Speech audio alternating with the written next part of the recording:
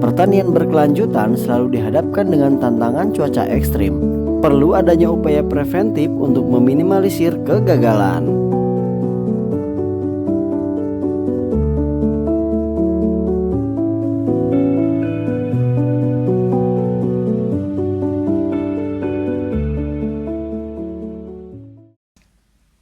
Halo Bose, ketemu lagi di channel Cerita Tani. Kali ini kita sedang berada di Kali Kajar, Kabupaten Wonosobo, Jawa Tengah. Bersama petani tomat. Untuk di dunia pertomatan, beliau lumayan senior ya. Sekedar informasi Bose, sekarang ini masuk ke cuaca ekstrim ya. Artinya kadang hujan berturut-turut terus-menerus dan kadang cuacanya kering gitu ya. Tidak ada air. Nah kebetulan di lahan Mas saya ini termasuk lahan yang sering terjadi fluktuasi cuaca seperti itu ya. Kadang hujan 4 hari terus menerus. Kalau kering gitu ya, bisa seminggu lebih gitu ya. Nah, kita kenalan dulu dengan petani kita kali ini. Bisa kenalan dulu? Ya, Monggo, asmane sinten Mas? perkenalkan saya Rifa Yaya dari petani Desa Tegalombok, Kecamatan Kalikajar, Kabupaten Wonosobo. Dari ini biasa saya bertani di tomat, tanaman tomat.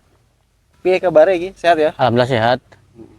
Mas saya infonya nih, saya juga baca di beberapa sumber ya di prediksi cuaca ini sekarang lagi musim peralihan ya, Ya. atau ekstrim begitu ya.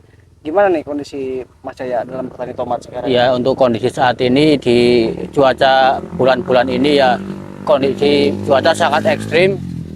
Kadang hujan 3 hari berturut-turut, kadang juga mengalami kering. Artinya panas. Kadang 1 hari, 3 hari, 4 hari panas, tapi malamnya langsung hujan. Itu menurut saya menjadi tantangan untuk di tanaman tomat sendiri. Karena kalau hujan panas itu kan otomatis tanahnya itu kan panas, tapi langsung hujan itu kemungkinan di tanah itu sangat mengalami panas, dan hujan itu ibarat orang itu berkeringat langsung mandi lah begitu. Oke, berarti itu yang membuat mungkin tanamannya bisa stres dan Iya, lain-lain ya. ya stres, bisa kena bercak, kena Phytophthora itu karena kondisi cuaca ekstrim dan tanah itu tidak berimbang dengan cuaca ini. Oh gitu. Iya. Mas Jaya, ini aku juga coba ngecek ya ke beberapa lokasi tanaman tomat. Baru petik pertama, kedua sampai keempat, ini udah langsung habis. Iya. Kuning ya, kuning lah. Tanamannya langsung gosong gitu kan, lama-lama kering. Nah, ini di lahan jenengan ini apakah mengalami hal yang sama juga Mas? Memang kita lihat juga ada beberapa gejala, cuma memang nggak begitu parah ya kalau dibandingkan dengan beberapa lahan yang pernah tak survei gitu ya.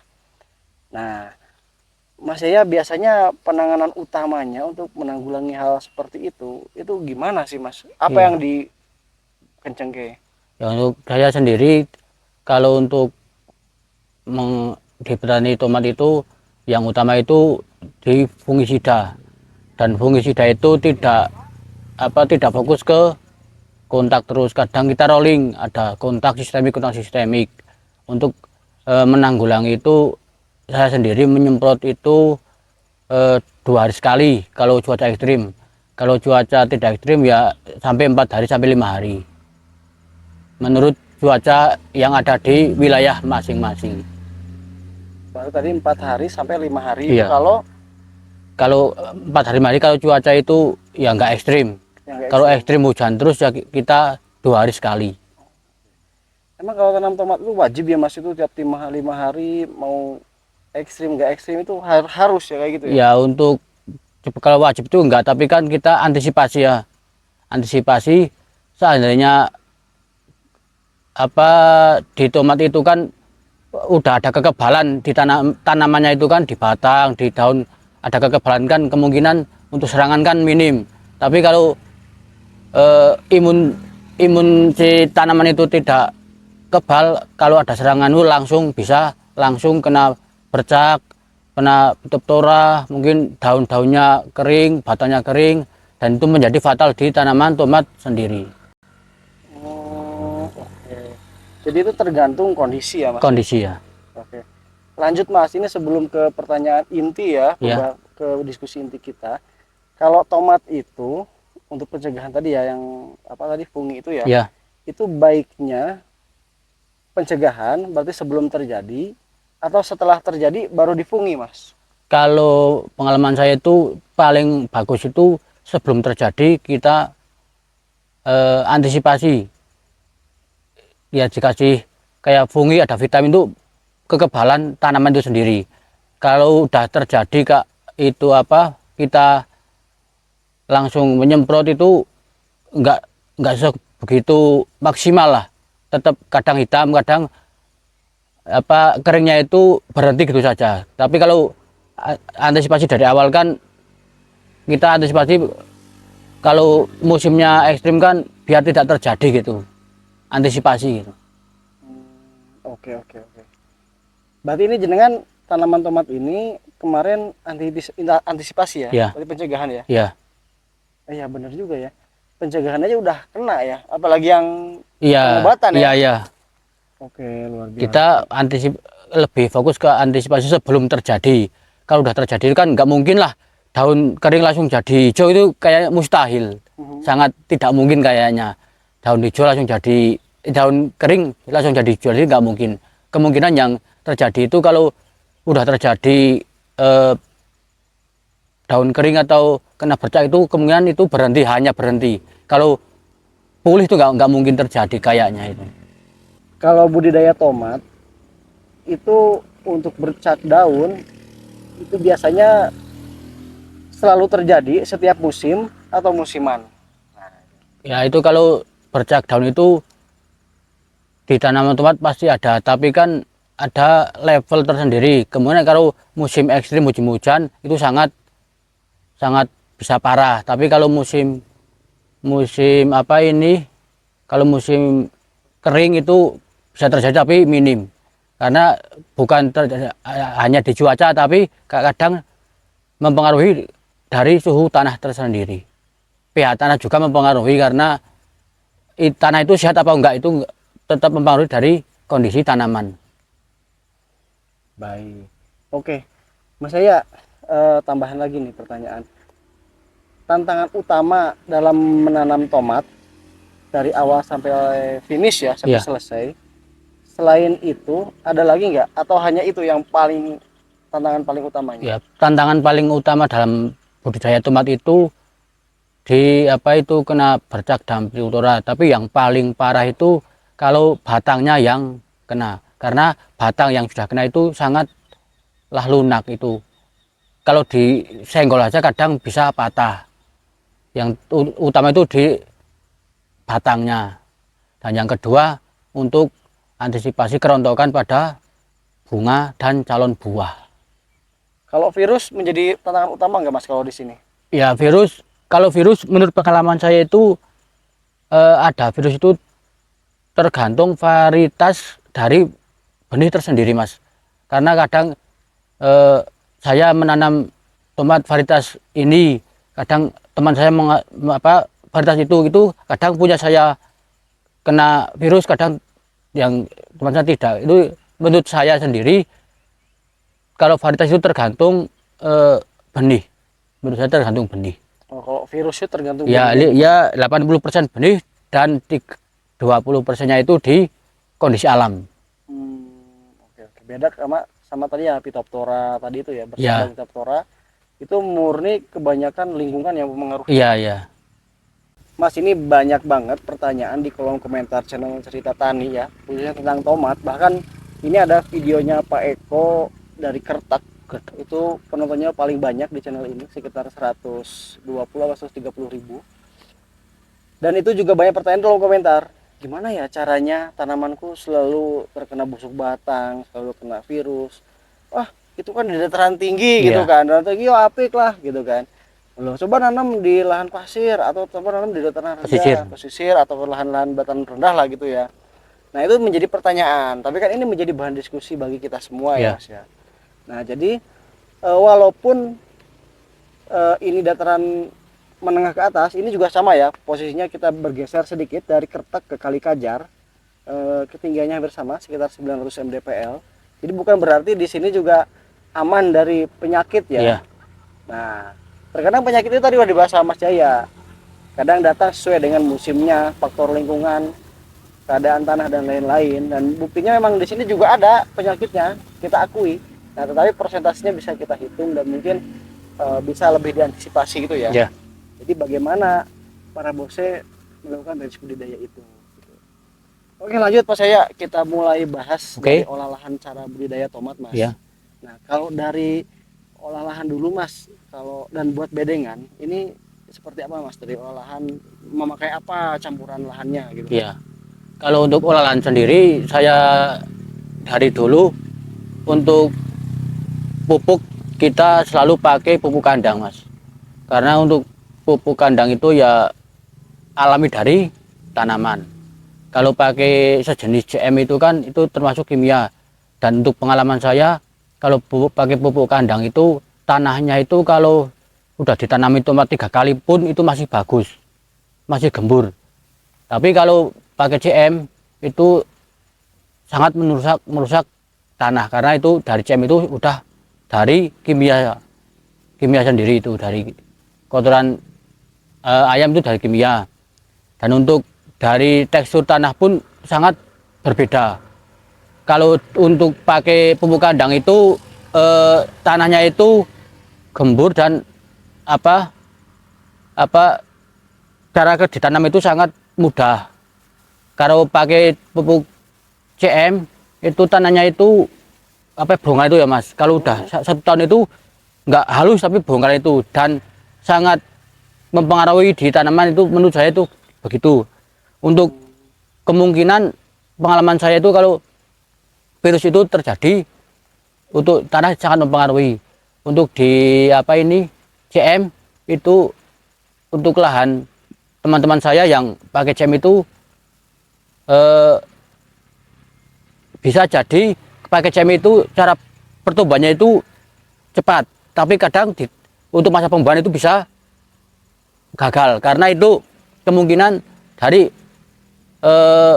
faktor CM itu. Tapi kalau untuk di tanaman saya itu kalau CM itu pertumbuhan itu lambat, tapi itu sehat gitu. Oke. Saya maksudnya ini pupuk kandang itu kandang apa, Mas? Itu pupuk kandang dari kotoran sapi ya. Oh, sapi. Ya sapi kan itu dari tanaman gitu. Sapi Maka- dan kambing atau apa? Sapi, Sapi itu tok. udah saya sendiri dari sapi, hanya sapi. Kalau CM itu kotoran ayam ya. Iya, iya. Kandang ayam lah intinya. Oke. Siap. Oke, lanjut, Mas, setelah itu.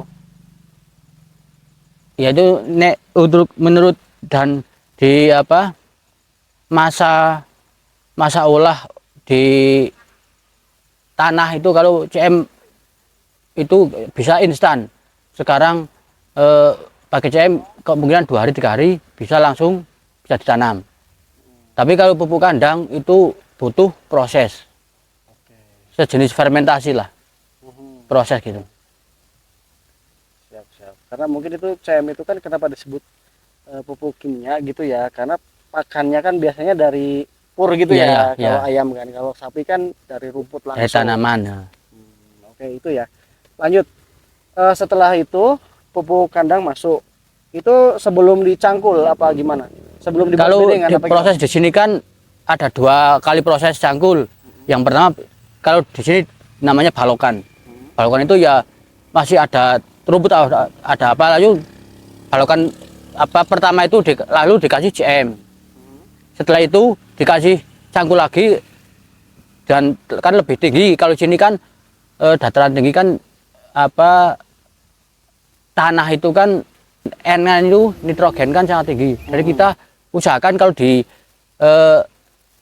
yang tanahnya itu banyak air itu usahakan bedengannya itu yang tinggi, biar penyerapan itu bisa keluar dari tanaman. Kalau untuk proses dari CM itu pupuk kandang itu sudah setelah dikasih pupuk kandang kita langsung tutup lagi pakai tanah. Nah, setelah dipakai tanah lagi lalu dihaluskan. Sebelum dikasih mulsa dihaluskan. Kalau biasanya itu kalau di sini sebelum mulsa itu dikasih dolomit biar tanahnya itu netral.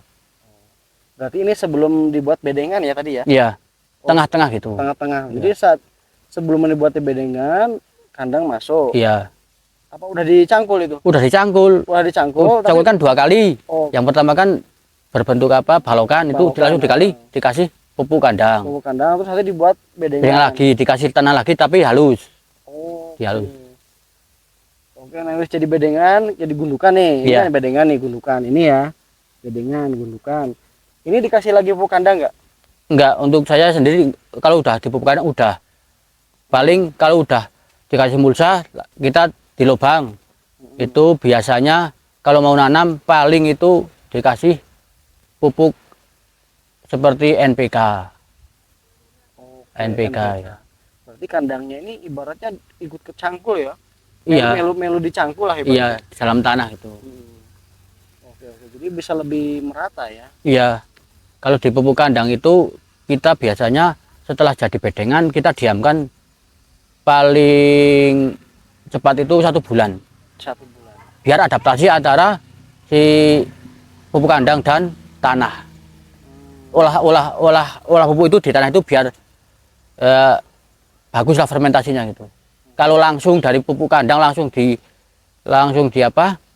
ditanam itu biasanya terjadi untuk saya sudah mengalami mungkin di tomat, cabai dan di sawi itu biasanya ada busuk. Tanaman bisa busuk karena masih panas gitu. Ini yang busuk tanamannya atau Tanaman. apa? Oh, tanaman masih kecil. Masih kecil.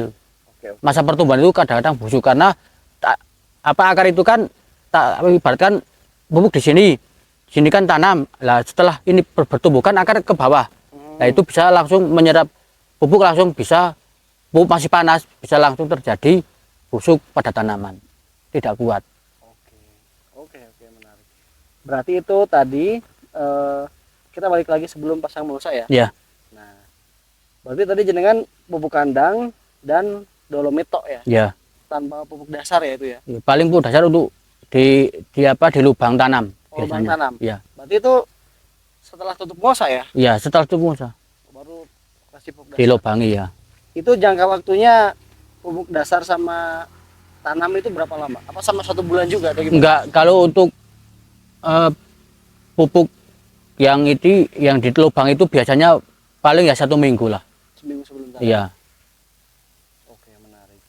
Kalau tadi Mas, tutup mulsa itu setelah diolah jadi bedengan langsung ditutup mulsa Iya. atau di kandang gesek didiamkan dulu? Kita biasanya ditutup mulsa karena kalau tidak ditutup mulsa nanti kalau ada hujan tanahnya itu ke bawah lagi. Oh. Dan biasanya tidak halus kalau tidak kena hujan itu. Dan mempengaruhi di air yang masukkan menjadi nanti tanahnya itu becek di dalam itu. Kalau setelah selesai cangkul kita tutup, mungkin kita tanamnya 1 bulan lagi, kalau udah tutup kan airnya itu kan tidak ke bedengan gitu. Oke. Mas, ada penambahan bakteri nggak ketika olah tanah? Biasanya kita untuk olah tanah itu ada sejenis asam humat. Bisa pakai asam humat untuk pembenahan tanah itu, pembantu pembenahan tanah. Biasanya bisa asam humat, bisa pakai ya intinya yang pembenahan tanah gitulah. Kalau di lain itu setelah tanam. Setelah tanam. Ya. Oke, berarti bakteri itu nggak masuk ya? Iya, ya. Maksudnya nggak ditambahkan sebelum tanam ya? Enggak. Oke, menarik. Lanjut Mas ke proses tanam. Ini nanam tomat ya? Iya. Nah, kalau tomat ini bibit yang siap tanam untuk di sini berapa hari bibitnya? Untuk di sini biasanya itu sekitar 15 hari sampai 18 hari. Siap Cepet ya? tanam, ya. Oke, sebelum ditanam pupuk dasarnya pakai apa tadi Mas? Untuk sebelum tanam biasanya di tomat itu saya pakai MPK, Pak. NPK. Tapi ya 16, sedikit 16 itu. ya MPK 16 kayak ya, tapi ya dikit karena di dalamnya udah ada pupuk kandangnya. Oke, siap. Oke Mas, bisa di-spill dosisnya piro Mas per lubang? Ya untuk dosis per lubang NPK sekitar setengah sendok makan, Mas. Setengah sendok Iya, makan, setengah sendok makan. Kita ya pakai yang sedang aja lah. Karena untuk saya sendiri, pengalaman saya sendiri, yang di daerah-daerah yang ugal-ugalan apa itu kimia, itu pH tanahnya itu sangat rusak sampai 3. Waduh, pH tanah itu sampai 3 ya. Itu sangat yang ugal-ugalan pakai kimia. Kita ya antisipasi itu ya pakai kimia tapi ya standar lah. Standar yang ditentukan oleh perusahaan itu sendiri.